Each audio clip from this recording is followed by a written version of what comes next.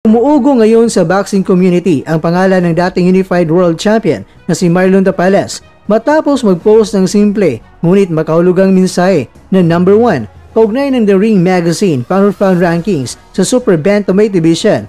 Ayon sa naturang ranking, si Tapales ang nasa rank number 1 sa Super Bantamweight Division habang nananatili naman bilang hari ng dibisyon itong si Naoya Inoue, ang undisputed champion at itinuturing na isa sa pinakamahusay na boksingero sa buong mundo.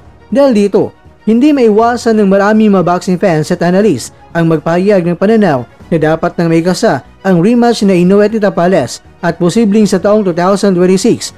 Para sa kanila, may sapat na dahilan at demand ang ikalawang sagupaan lalo't muling umangat ang pangalan ni Tapales sa pandaigdigang ranggo. Matatanda ang nagharap ng dalawa sa isang blockbuster unification bout na umani ng pandaigdigang pansin. Bagamat hindi paborable ang naging resulta para kay Tapales, pero marami ang naniniwala na mas handa at mas naging complete fighter na ngayon itong Pinoy boxer. Lalo na kung pagbabasihan ang kanyang kasulukuyang ranking at karanasan sa pinakamataas na antas ng professional na boxing. Sa isang posibleng rematch, sinasabi ng mga tagahanga na paldo muli ang laban, hindi lamang sa kita kundi pati na rin sa ligasiyan ni Tapales bilang isa sa pinakamahusay na Pilipinong boksingero ng kanyang henerasyon.